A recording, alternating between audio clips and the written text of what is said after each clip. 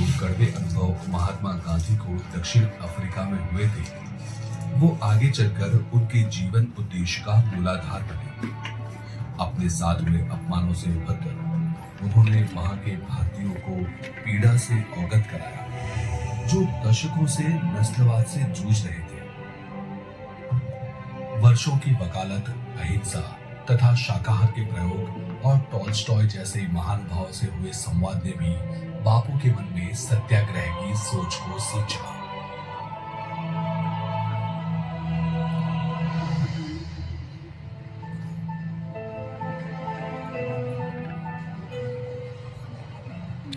अठारह सौ 93 में गांधी जी दक्षिण अफ्रीका आए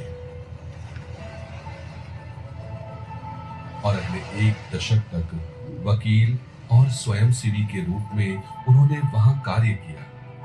सिर्फ इन कार्यों के आधार पर वहां के असंख्य भारतीयों की पीड़ा को सरकार तक पहुंचाना लगभग असंभव था। इसीलिए वर्ष 1903 में उन्होंने अपने वकील मित्र हेनरी पोलक तथा पत्रकार अल्बर्ट वेस्ट की सहायता से एक अखबार इंडियन ओपिनियन की शुरुआत की। इस अखबार का उद्देश्य लोगों को अपने मौलिक अधिकारों से अवगत कराना और उन पर हुए अत्याचारों को सरकार तक पहुंचाना था। वर्ष 1904 में महात्मा गांधी ने इंडियन ओपिनियन को सहकारी आधार पर चलाने का निर्णय लिया। इसके लिए उन्होंने नगर से दूर एक फार्म खरीदा, जो आगे चलकर फिनिक्स सेटलमेंट कहलाया। केवल एक महीने में गांधी जी ने अपने समर्थकों की सहायता से प्रिंटिंग प्रेस को फिनिक्स में स्थानांतरित कर दिया, जहां प्रेस कर्मचारी संयमित जीवन व्यतीत करते हुए अखबार छापने का कार्य करते। साथ ही वे खेती करके अपने लिए अनाज भी उगाते, जिससे इंडियन ओपिनियन को चलाने वाले खर्च में भारी कमी आने लगी। बापू की यह अनोखी पहल सामुदायिक जीवन की गुणवत्ता का श्रेष्ठ प्रमाण है, जहां यूरोपीय एवं भारतीय मूल के लोगों ने आपसी सहिष्णुता, समर्पण और भाईचारे की नई मिसाल कायम की। फिनिक्स से ही विश्व के पहले सत्याग्रह का उदय हुआ, जब सैकड़ों भारतीयों ने एशियाटिक अमेंडमेंट एक्ट नामक काले कानून के खिलाफ आवाज उठाई।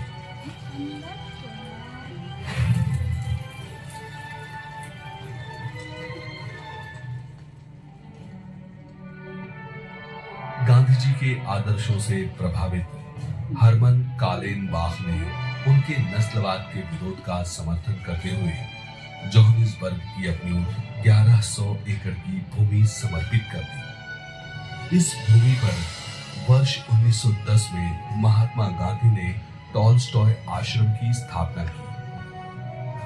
टॉलस्टॉय आश्रम में सभी सत्याग्रहियों के साझा आवास के लिए 2 इमारतें बनाई गई थी, एक पुरुषों के लिए और दूसरी महिलाएं और बच्चों के लिए।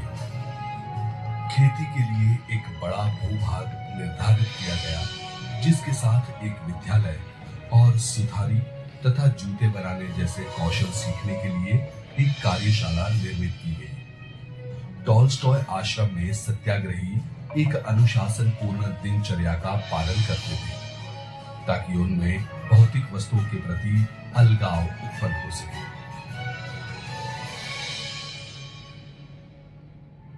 सामुदायिक जीवन के महिलाओं पर पड़े प्रभाव का चमकता उदाहरण वर्ष 1913 में उभरा, जब सरकार ने भारतीय परंपरा से हुए विवाहों को अमान्य घोषित कर दिया था।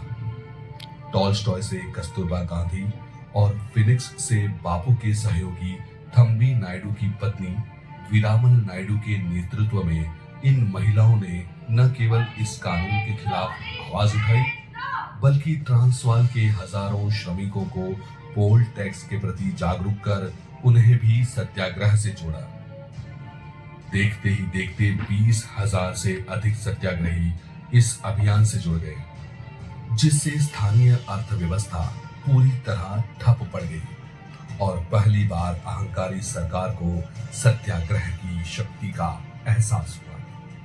मजबूर होकर सरकार ने इन अमानवीय कानूनों पर एक जांच समिति का गठन किया, जिसके फलस्वरूप दशकों से अन्याय और अपमान झेल रहे भारतीय सही मायनों में दमन से मुक्त हुए। 8 वर्षों तक चलने वाला ट्रांसवाल सत्याग्रह औपनिवेशिक दमन के जवाब में सत्य और अहिंसा का वो प्रभावशाली शस्त्र था, जिससे आने वाले समय में भारत के स्वतंत्रता संग्राम को नई दिशा प्रदान हुई। इस सत्याग्रह ने मोहनदास गांधी को भारतीयों के नायक के रूप में स्थापित किया और इसी के साथ महात्मा के जीवन उद्देश्य का उदय हुआ।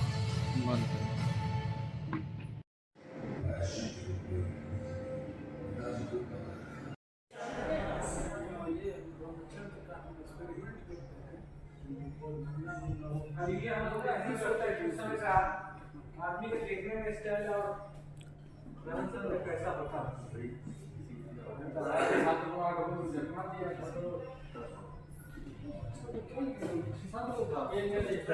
अरे बाप रे, एक दो है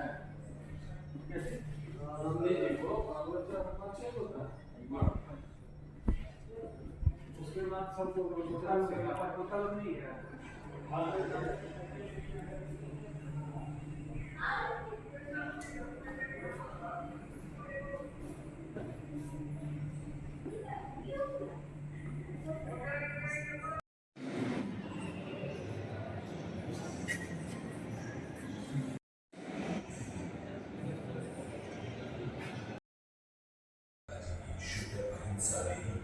गांधी जी को सत्य का पथ दिखाया।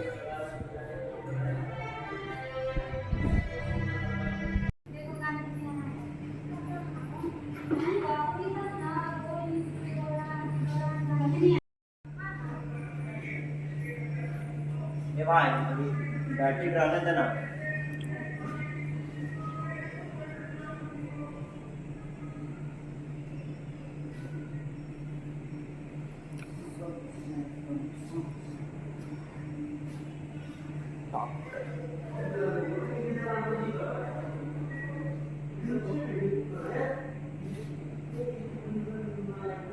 चले गए।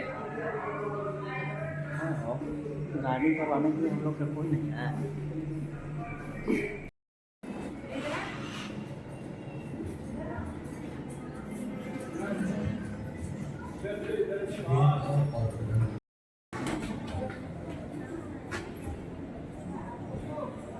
उन्नीस सौ 15 में अपने राजनीतिक भविष्य को बाद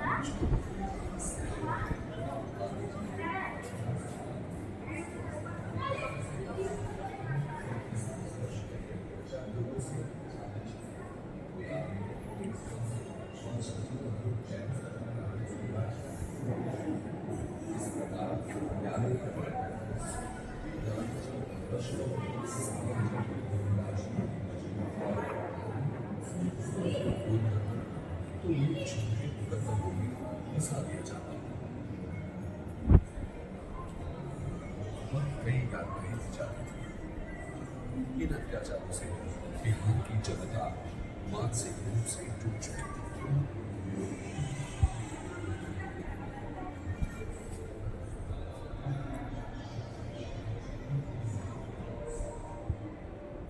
नील के दाग बिहार में जमींदारी व्यवस्था का इतिहास काफी दयनीय है। विरासत में मिली इस व्यवस्था के माध्यम से संपूर्ण कई अत्याचार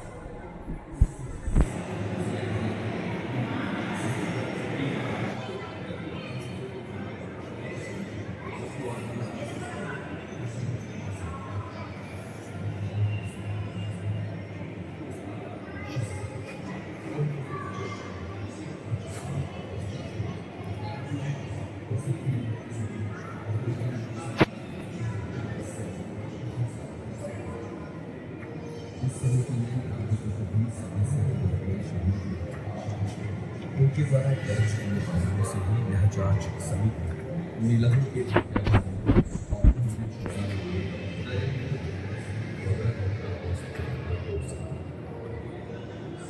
इस हत्या और चौपाई से ज्ञापन करने के साथ अक्सर किताबों में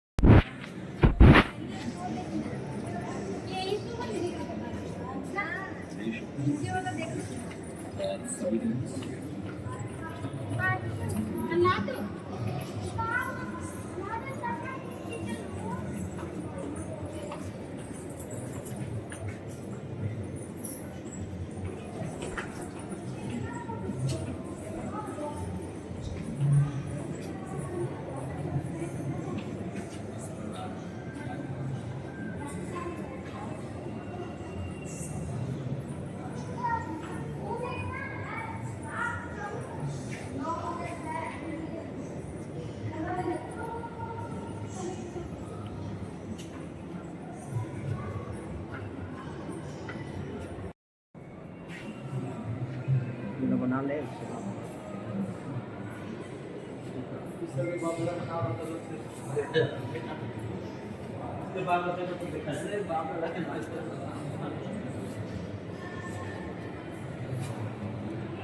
बनाया हुआ तुम्हारा 7 तारीख का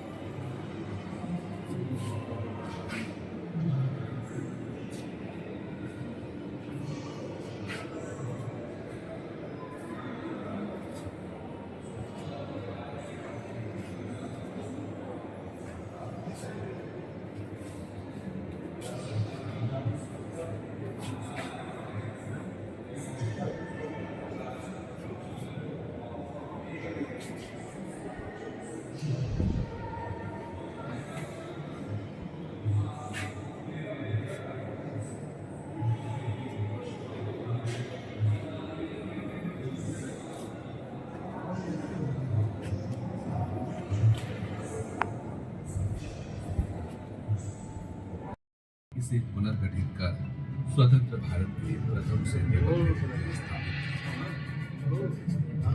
किया। राष्ट्रवाद की भावनाओं से सिंचित इस फौज को नेताजी ने जापान के सैन्य समर्थन से सशक्त किया और इसकी ब्रिगेड्स को महात्मा गांधी, पंडित नेहरू, मौलाना आजाद के साथ साथ अपना नाम दिया।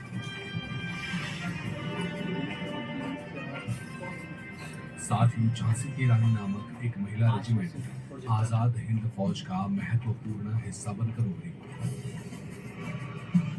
आजादी के अटूट संकल्प और साहसिक नेतृत्व में इस फौज ने इम्फाल और कोहिमा में अंग्रेज सेना को धूल चटाई और बर्मा की ऐतिहासिक लड़ाई में औपनिवेशिक ताकत को कड़ी चुनौती दी। यद्यपि आजाद हिंद फौज युद्ध में विजयी न हो सकी, मगर इसके जज्बे और शौर्य गाथाओं ने भारत में राष्ट्रवाद की अप्रतिम ज्वाला को प्रज्वलित किया। चलो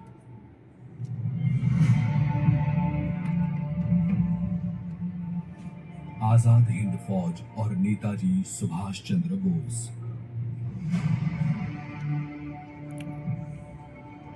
आजाद हिंद फौज द्वितीय विश्व युद्ध की काली परछाई में बोझली किरण थी, जिसने करोड़ों भारतीयों में दमनकारी शासन से लड़ने का नया जज्बा पैदा किया था।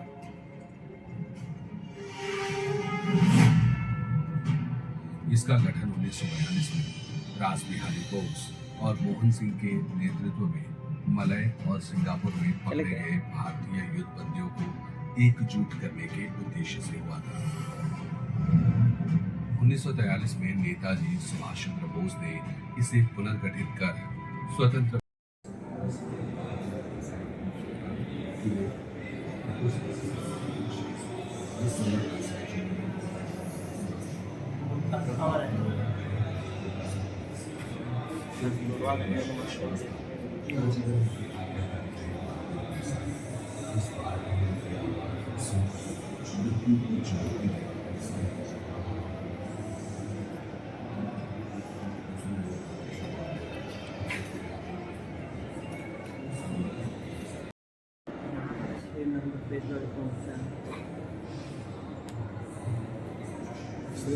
अच्छा जिन्ना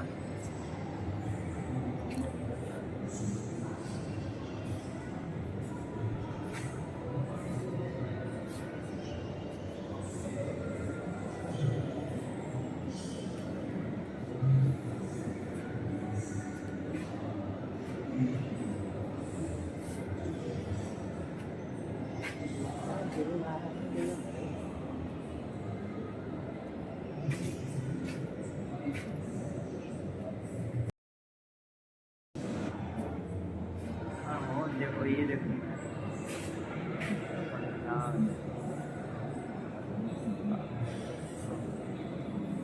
हमारा बिहार ही लगता है, बिहार उड़ीसा एक ही में था ना।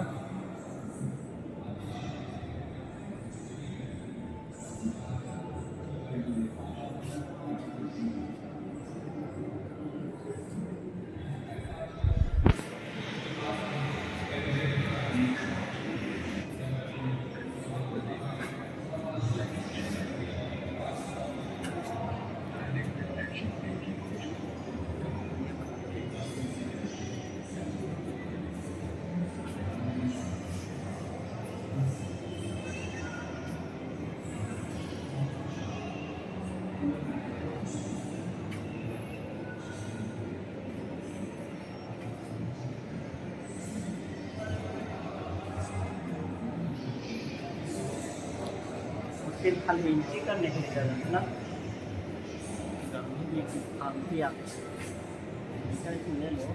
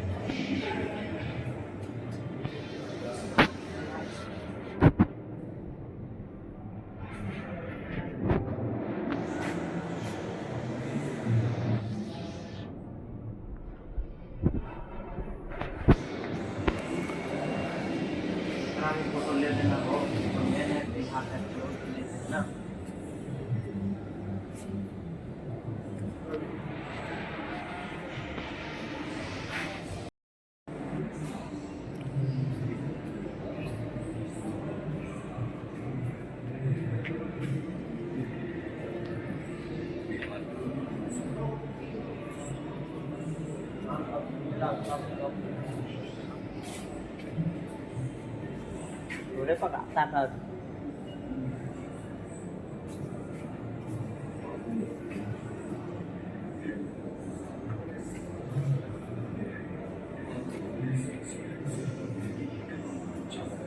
उन्होंने निर्माण का कार्य किया जिससे लोगों को आपस में सौहार्द और फिर से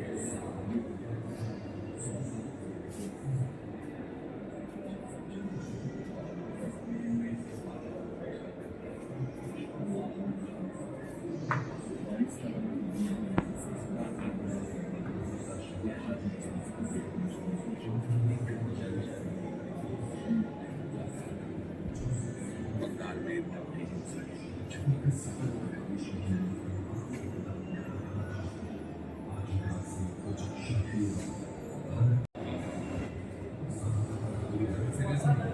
मगर काफी हद आधी रात के समय जब दुनिया सो रही है तब भारत जीवन और स्वतंत्रता के बीच जा रहा है। यह ऐसा क्षण है जो इतिहास में निर्णय की आ सकता है, जब एक युग समाप्त होता है और लंबे समय से दबी एक राष्ट्र की आत्मा पुनः अपनी अभिव्यक्ति पाती है। पंडित नेहरू का संबोधन 2 सदियों से चल रहे शोषण और संघर्ष के अंत का आधिकारिक ऐलान था।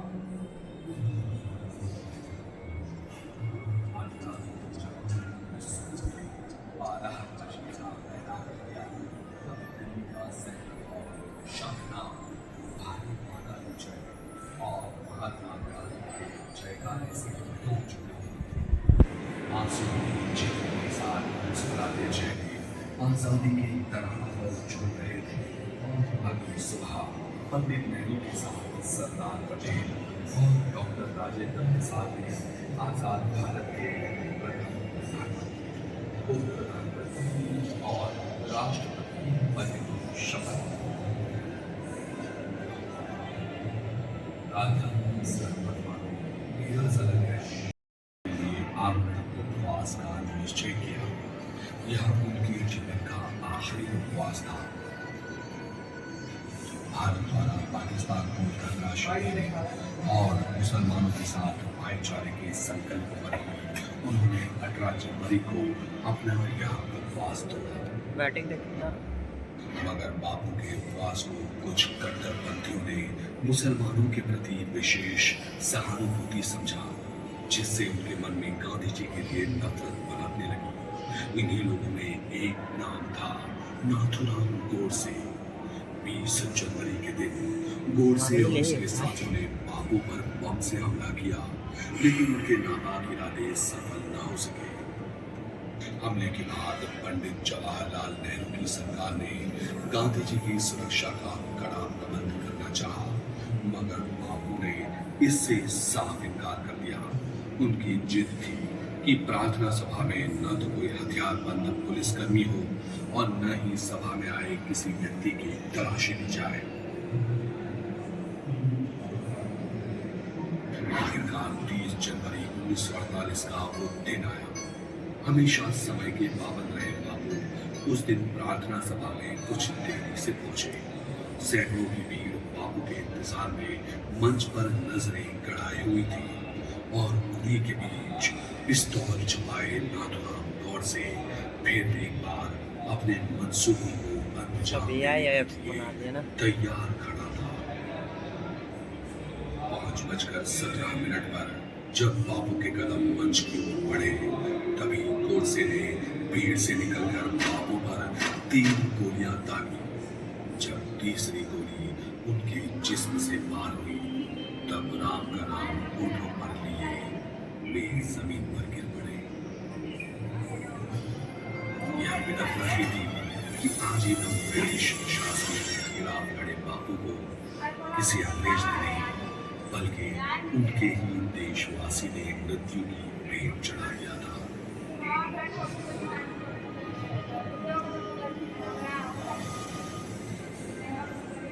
रेडियो पर देश को यह समाचार देते हुए प्रधानमंत्री पंडित नेहरू ने कहा, ends and comets, the light has gone out of our lives, and the darkness is bigger.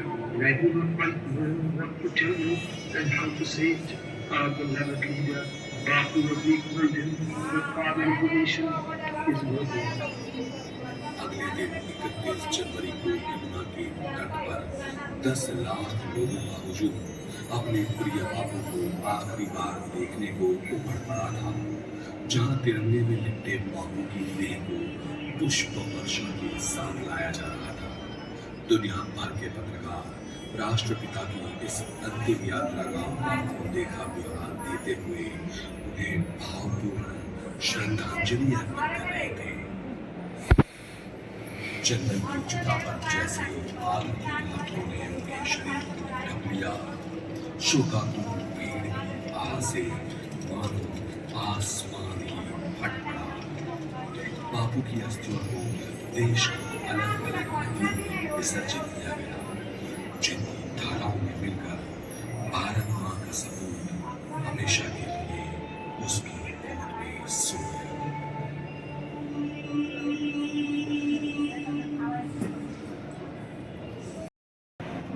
महज अपने शब्दों और उपवास के बल पर महात्मा गांधी ने बंगाल में वो चमत्कार कर दिखाया था, जिसे देश के दूसरे इलाकों में हासिल करने में पूरी सेना असमर्थ थी। मगर इसके बावजूद बापू का मन व्याकुल और अशांत था, क्योंकि यह वो स्वाधीन भारत नहीं था जिसकी उन्होंने कभी कल्पना की थी। इसीलिए आजादी के बाद गांधी जी ने लोगों के बीच शांति और सौहार्द स्थापित करने को अपना एकमात्र लक्ष्य बनाया। 9 सितंबर 1947 को बापू कलकत्ता से दिल्ली पहुंचे, जहां बंटवारे से विस्थापित लोग अब भी एक दूसरे के खून की प्यासे थे।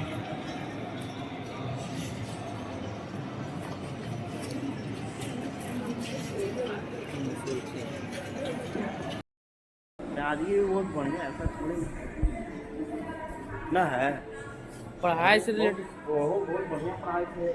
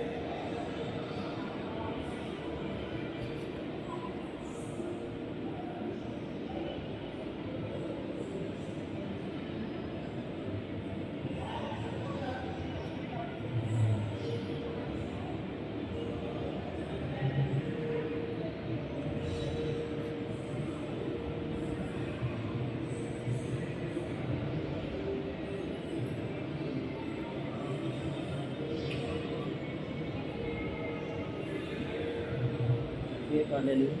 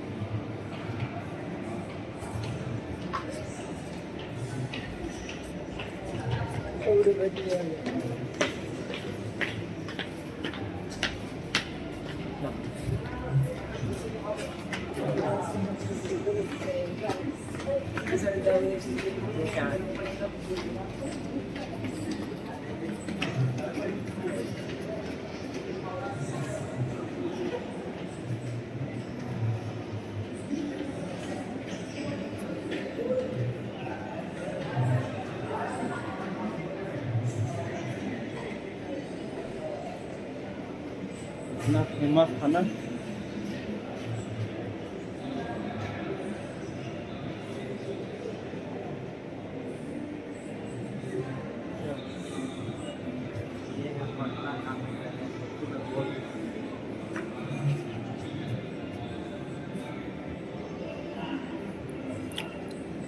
रोल भर कितना तो गांधी मैदान के पास कितना 2-3 किलोमीटर। 500 किलोमीटर चल रहा था। वो घुमा दे मैंने तो गुजरली में मेरे थोड़े मिले।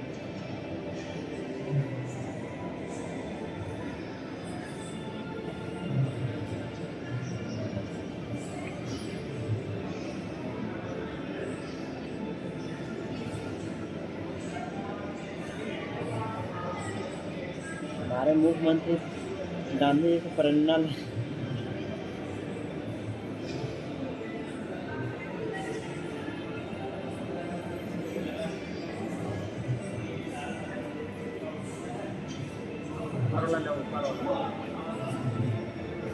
लेते चल